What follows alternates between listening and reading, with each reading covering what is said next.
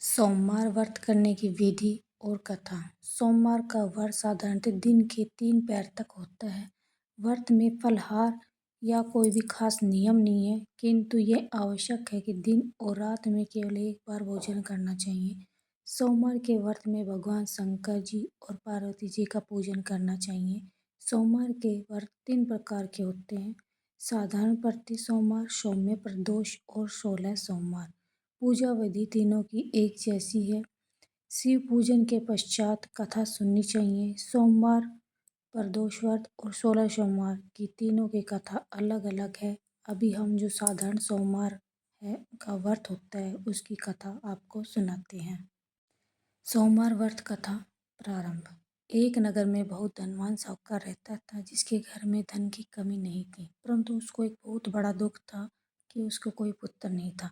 इसी चिंता में दिन रात लगा रहता था। पुत्र की कामना के लिए प्रत्येक सोमवार को शिव जी का व्रत और पूजन किया करता था और शाम के समय शिव जी के मंदिर में जाकर शिव जी के विग्रह के सामने दीपक जलाया करता था। उसके इस भक्ति भाव को देखकर एक समय श्री पार्वती जी और भगवान शंकर जी वहाँ से जा रहे थे, तो पार्वती जी ने कहा कि यह आपका अनन्य भक्त है और सदैव आपका व्रत और पूजन बड़ी श्रद्धा से करता है, इसकी मनोकामना पूर्ण करनी चाहिए। शिव जी ने कहा कि हे पार्वती, यह संसार कर्म क्षेत्र है। किसान खेत में जैसा बीज बोता है वैसा ही फल काटता है, वैसे इसी प्रकार इस संसार में जो जैसा कर्म करता है वैसा ही फल पाता है। पार्वती जी ने अत्यंत आग्रह से कहा कि महाराज, ये आपका अनन्य भक्त है, यदि आप किसी प्रकार का दुख है तो आपको अवश्य दूर करना चाहिए, क्योंकि आप सदैव अपने भक्तों पर दयालु होते हो और उनके दुखों को दूर करते हैं। यदि आप ऐसा नहीं करेंगे तो मनुष्य आपकी सेवा व्रत पूजन क्यों करेंगे। पार्वती जी का ऐसा आग्रह देकर शिव जी महाराज कहने लगे, हे पार्वती, इसके कोई पुत्र नहीं है, इसी चिंता में वह अति दुखी रहता है। इसके भाग्य में पुत्र न होने पर भी मैं इसको पुत्र की प्राप्ति का वर देता हूँ, परंतु यह केवल 12 वर्ष तक ही जीवित रहेगा। इसके पश्चात वह मृत्यु को प्राप्त हो जाएगा। इससे अधिक मैं इसके लिए और कुछ नहीं कर सकता। यह सब बातें साहूकार सुन रहा था। इससे उसको न तो कुछ प्रसन्नता हुई और न ही बहुत बड़ा दुख हुआ। वह पहले जैसे ही शिव जी महाराज का व्रत और पूजन करता रहा। कुछ काल व्यतीत हो जाने पर साहूकार की स्त्री गर्भवती हो गई और 10वें महीने में उसके गर्भ में एक अति सुंदर पुत्र की प्राप्ति हुई। साहूकार के घर में बहुत खुशी मनाई गई, परंतु साहूकार ने उससे केवल 12 वर्ष की आयु जानकर अधिक प्रसन्नता न की और न ही किसी ये भेद बताया। जब वह बालक 11 वर्ष का हो गया तो उस बालक के माता ने उसके पिता से उसको विवाह आदि करने के लिए कहा, तो वे साहूकार कहने लगा कि मैं अभी इसका विवाह नहीं करूँगा, अपने पुत्र को काशी जी पढ़ने के लिए भेजूंगा। फिर साहूकार ने अपने साले अर्थात बालक के मामा को बुलाकर उसको बहुत सा धन देकर कहा कि तुम इस बालक को काशी जी पढ़ने ले जाइए और रास्ते में जिस भी स्थान पर जाओ यज्ञ और ब्राह्मणों को भोजन कराते जाओ। वह दोनों मामा और भांजे यज्ञ करते हुए ब्राह्मणों को भोजन कराते जा रहे थे कि रास्ते में एक शहर पड़ा। उस शहर में राजा की कन्या का विवाह था। दूसरे राजा का लड़का जो विवाह कराने के लिए बारात लेकर आया था, वह एक आंख से काना था। उससे उसके पिता को बहुत चिंता थी कि कहीं वर को देखकर इसके माता पिता विवाह में किसी प्रकार अड़चन पैदा न कर दे। इस कारण जब उसने अति सुंदर सेठ के लड़के को देखा तो उसने मन में विचार किया कि क्यों न दरवाजे के समय इस लड़के से वर का काम चला लिया जाए।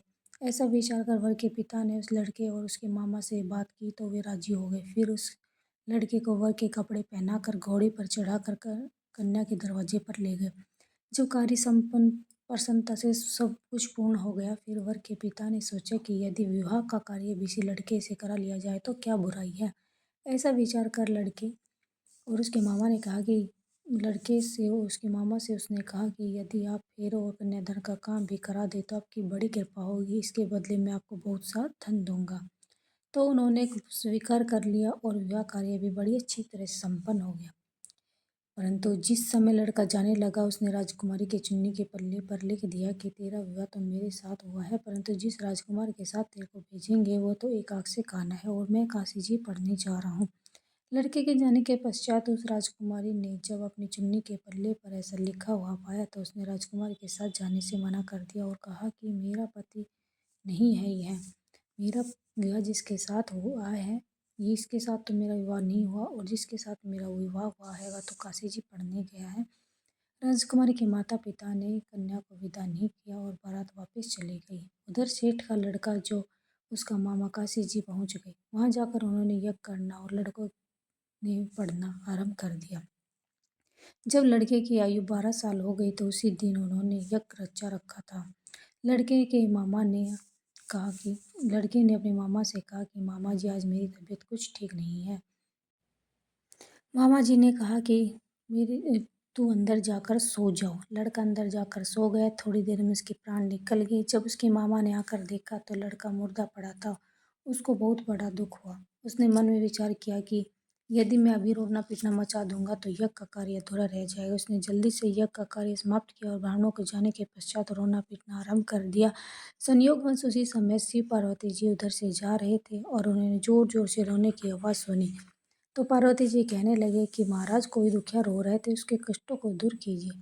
तब शिव जी ने पास आकर देखा तो कहा कि ये लड़का तो वही है। पार्वती जी कहने लगी महाराज यह तो उसी सेठ का लड़का है जो आपके वरदान से हुआ। शिव जी ने कहा कि हे पार्वती इसकी आयु इतनी थी इसलिए भोग चुका है।